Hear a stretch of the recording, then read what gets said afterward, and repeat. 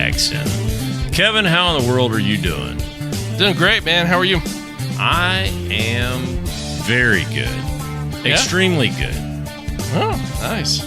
And you know what? I'm proud to be. What's on your mind, though, Kyle? I can tell something's concerning you. You know, What are you worried about?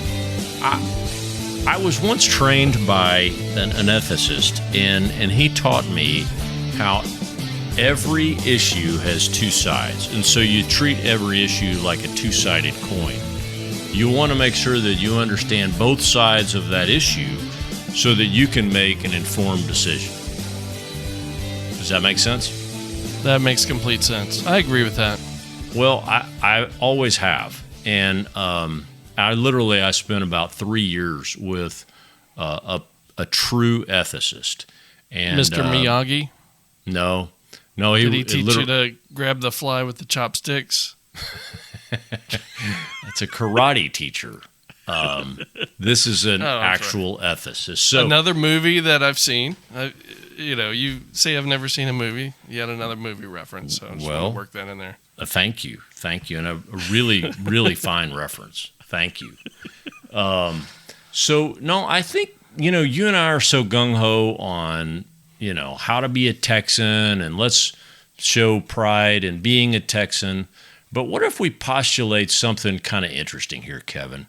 What if we say, we've been gritching about all these Californians are coming to Texas and don't California my Texas and all that. Well, the Coloradans have been saying that for decades about don't California my Colorado and don't Texas my Colorado. They've been saying that for decades because all the Californians and the Texans have been going to Colorado because it's so stinking beautiful and buying real estate and summer homes and all that up there. And I'm sure they're sick of it, but who cares? We're not. It's in how to be a Coloradan. It's how to be a Texan. So, anywho, so I was thinking about what is the other side of the coin on this, and what if we look at how not to be a Texan? I'm not saying this in a mean way. I'm just saying that if you're out there and you're in Vermont and you're like, hey, I think I'll move to Texas. Well, I want to talk about some of the reasons why you might consider not doing that.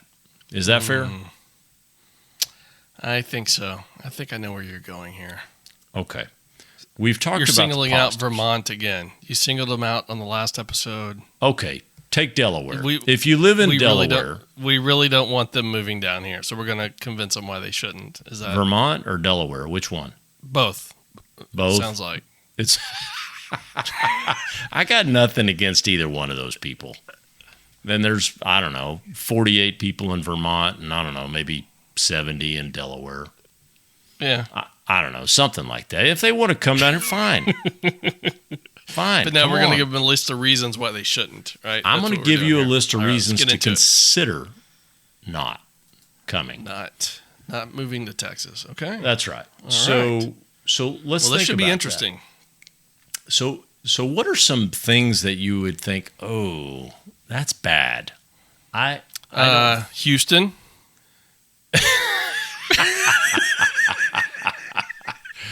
Man, that's cold-blooded. Next question. Remember, that's brotherly love there. I love Houston. It's fine. Houston is fine. Kevin just has a bias against it. It's fine. But let's think about it. So if you're coming to Texas, Texas is very big. Intrastate travel is a real challenge, right? Well, yeah. I could see that, right? I really could see that if you're not from here. Like for me, it's not because I know. Yeah. Like I've grown up here my entire life, so I know if I'm going to go to El Paso, it's going to be a long, long, long drive, right? So my expectations are set properly. Or if I'm going to drive down to Corpus Christi, that's basically like driving, almost to another country. Right. So I think if you're from here, you get it. It's not that big of a deal. But if you're coming from some place like a Vermont or Delaware or really any other state, other than Alaska, can seem Alaska's huge, bigger than Texas. But it can seem really overwhelming. I could see that. I could totally see that. That's so if right. you don't like doing road trips, you don't like getting in the car and, spending the night in a motel, on a 2-day road trip, if you don't like that kind of thing, you probably don't want to live in Texas, right? Yeah. Or live in a major area like Dallas or Houston or Austin where you can hop on a plane to go to other El Paso. places. Yeah. Yeah, to El Paso or Amarillo or Lubbock or, the other cities. But yeah, if you don't like that, you might struggle down here. Right. For sure. Like, for example, next week I'm going out to El Paso Wednesday, Thursday for work, and it's an hour and a half flight from Dallas to El Paso, and I go from Central Time to Mountain Time. And it's just that big. Yeah. No, it's huge. That's why we invented Buc-ee's, though, so we have some place to stop on these road trips. That is true. Yeah. That is true. But I'm not driving 11 hours to get out to El Paso. I'm just not doing it.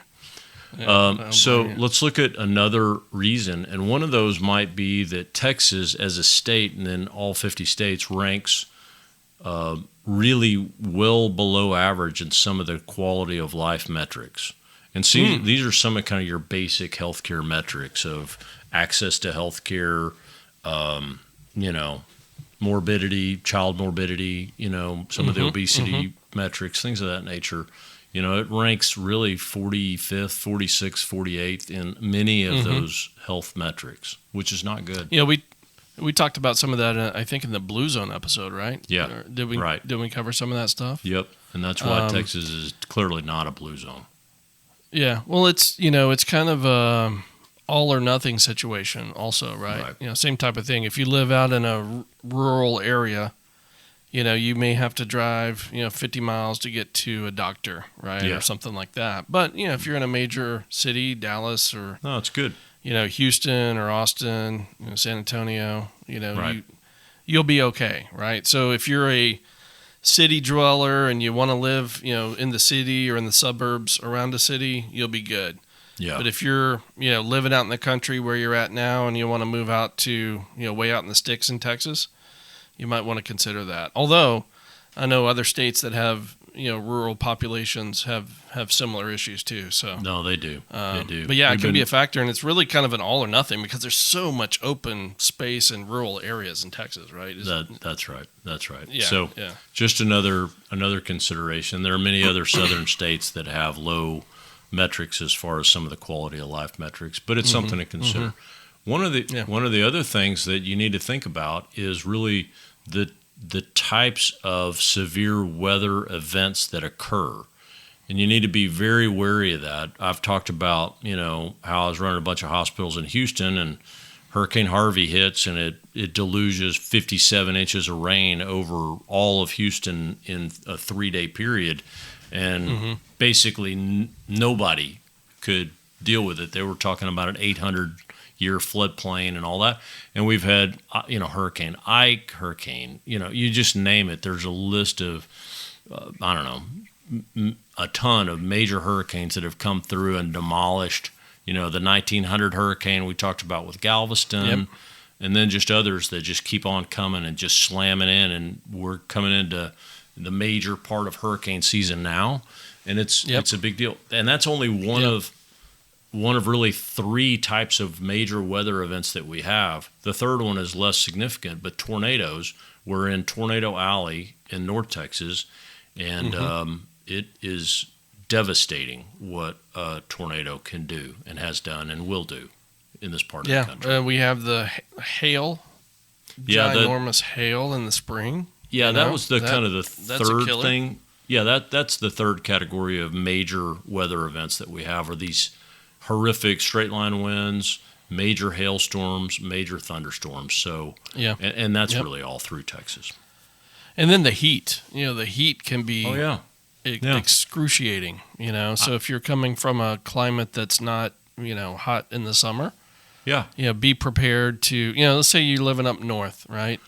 Be prepared for the summer, but on the other hand, you generally don't have to deal with the winter the way you do up there. Now, we did this past year, we had like 1 week of winter and it shut the whole state down. So you would probably be okay there. But yeah, the heat can be really, really hot. And, I've heard a lot of stories because, the pattern is families who have kids, they'll generally go and look for properties. Let's say you're going to move from another state to Texas, you have kids. You're probably going to go look in the springtime, right? So that you can be prepared to get in, get settled in, and get ready for the following school year. Mm-hmm. So I've heard a lot of stories of people that'll come to Texas in the spring when it's really nice weather, and they'll look at the property, they'll find a house, they'll buy it, they'll move in, and then suddenly, boom, July, August hits, and they're like, oh my God, what have I done? Yeah, that can be excruciating also. Well, having lived here my whole life, and we're literally on the verge of August, which is my least favorite month in Texas. You go out, I wake up early just because I'm old, and, I go out, and there's just this gulp factor of, it's going to be stinking hot today. Mm-hmm. And that's just the way it's going to be for the next, 6-8 weeks. And then we get fall for a week or two, and then it goes into weird, wonky, kind of cold, kind of hot, It's just weird. You would think after living here as long as we have, we would be, kind of conditioned for it. But what I find, I spend a lot of time outside. I know you do too. Like every summer, it takes me, a few outdoor hot days where I feel kind of crappy. And then my resistance builds up, and then I'm fine for the rest of the summer. But it's like every summer I go through that where I got to it's almost like, reconditioning myself every year. Yeah. Because you never really quite fully get to where it doesn't affect you, in my opinion. No. At least I don't know that it ever will. That I'll ever just be like, it's going to be 106 today. Let me just embrace that. No. Yeah. It's just stinking hot. So anyway, so weather is another one. Another complaint, that you could say is that, Texas has an issue with crime. And you don't necessarily think of Texas as a high crime rate place. However, when you look at the amount of, or the number of police officers per population, it's one of the lowest in the country. And so that's something to consider. There are only, Alabama, Ohio, Washington, Wyoming, New Mexico, Indiana, and Mississippi are lower than Texas as far as the officer to population ratio. So, that's something to think about too. The thing is, 27 million people here, they're all carrying guns, so get ready for that. There's a lot of kind of making sure that people are checked down fairly quickly on crime just because, and now we're going to this open carry thing starting, I think, September 1, that Governor Abbott just signed in. So there's a ton of concealed carry people, and then now there's going to be a ton of open carry people. No, open carry's been here for a while. Open carry's been here it for just a got... while. No, you're talking about the rifles. You can open carry rifles, but I'm talking about the concealed carry is moving to you can now carry that. Yeah, concealed. That's right. It's not. You don't have to have a license to carry a. Yeah, you don't pistol. have to have the license anymore, which I think is dumb. Actually, okay. I think that's pretty dumb.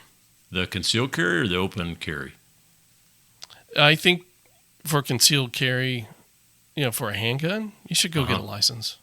Yeah, there's nothing wrong with having that requirement. Yeah, and most loved people it. did. I loved it because it put me through. Number one, I've always been big on gun safety and how to handle a firearm. Number two, it made me be proficient in the range with a true trainer, a firearm trainer. And so I had to be tested with my trainer and make sure that I was accurate. And I had to pass a test, and it was an accuracy test. So, and think about that. If you get into a situation, and I hope and pray I never get into that situation. But the thing is that the trainer wanted to ensure that I wouldn't put other people in harm's way if I ever got into one of those situations where you actually did have to fire. You want to make sure that you hit the target that you're going for and not Granny Johnson that's sitting 4 feet off to the left of the bad guy. You want to make sure. Yeah, exactly. So I don't know why they're removing that. I mean, that's just common sense. You should just go get the safety training. And, It get a doesn't. thing. I mean, it makes a lot of, and it's not that onerous to get the training. Yeah. So I'm with you on that. I wish that was the case, but that's unfortunately not the case with the political environment that we're in. So the other thing that may be a knock on Texas is just traffic. let me ask you Yeah. this, right? So number 5 was about crime. Yeah. I don't think that changing the. I mean, never mind. Let's move on. Okay, yeah. Traffic. See, I don't really see that as a big issue either, because when you look at Dallas and Houston, the two biggest meccas of Texas, the crime rate is not terrible. I mean, there have been waves of where the murder rate's been higher or whatever, but I would say that it doesn't feel just out of control by any means. Yeah. There are certainly pockets around every community where you just know, okay, this is a trouble spot, and I'm going to be very, very careful. Yeah, or you're just dumb. Then so you just need to be street smart about areas that you go into, especially what time of day, that kind of thing. So you just need to be smart. Traffic is another knock. I think all major communities, major MSAs have a traffic problem. If you're in D.C., Atlanta, L.A., Chicago, New York, wherever, major traffic. Okay, major traffic in San Antonio, Houston, Austin, I-35 that cuts from Dallas to Waco to Austin to San Antonio is terrible. It's always terrible. Interstate 35 is just terrible going through Texas. It's always under construction, too. Always under construction. Yeah, and that's frustrating. So... I like 281 though. It's beautiful. I like going down through Fredericksburg and all. Yeah. Oh my gosh, that's so pretty. Yeah. So if you 281 runs parallel to 35, almost all the way down. Yeah. And so if you hop over there, it's more old school where you got to stop in each town and go through stoplights and stuff. But it's a beautiful drive. Yeah, it really is. A lot of times it's faster than 35 because of traffic. Right. That's right. But you do have to make the choice. It's like, okay, well, if I'm going to drive to Dallas, to Austin, Dallas, Houston, Dallas, San Antonio, well, you got to make the call. Okay, well, are you going to drive that and deal with traffic and construction and whatnot? Or are you going to fly and deal with security and TSA and all the others? So it's always or just driving to work, okay, well, you're going to have traffic. And there's a lot of toll roads. Texas is a big toll road state. I don't think it's as bad as Florida, but it's pretty much up there now. We're getting there. There's a ton of toll roads. And so you have the choice to pay, okay, I'm going to pay $10 to get to work today, on toll roads, and I'm going to make it 20 minutes quicker than I would if I was going the regular way. Yep. So traffic could be an issue. Property taxes, that's a big deal from a financial perspective. If you move here and you say, oh, well, we don't have a state income tax, but you need to make sure what county you're in and understand the property taxes, because that's a big deal for paying for police, school, sewage, whatever. All the kind of the public interest for that county are going to fly through that property tax, assessment. Yeah, this article says it's 60% higher than what the average is outside of Texas. Oh, wow. Yeah, 60%. That's a big deal. Yeah. Yep. But that state income tax, the lack thereof, that's a huge incentive. So when you start modeling out, am I going to live in California or I'm going to live out in Texas, you're always going to have a huge deduct without that. So then there's another knock here that I almost am ashamed to read it, but it's really about the ego experience that you may encounter. Kevin and I don't know, we don't have that, I can't imagine why anybody would say there's an ego experience of people thinking that Texas is so awesome that I don't know what you're talking about, Kevin. Do you know? I don't know. We got 88 episodes of that. I don't know what they're talking about. 80 some odd episodes in. We're checking our egos. Bragging about how awesome Texas is. Everything else stinks. Anyway. Right. Exactly. Okay. Well, yeah, so that's it. So, hey, we're all big people. And if you decide you're going to move here, you have to go back to my friend the ethicist and look at both sides of that coin and say, what are the pros of me moving in financially, crime, traffic, weather, all that, or am I, going to stay in Nebraska or whatever? Okay, if you're going to stay in Nebraska, enjoy. You can do a podcast. Why? How to be a Nebraskan.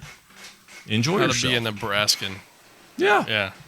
How to So be what do you think at the end of the day, Kyle? Should people move or here? Or are you changing your position now that we read this one article off the internet? Yeah, I think this article totally changed my mind.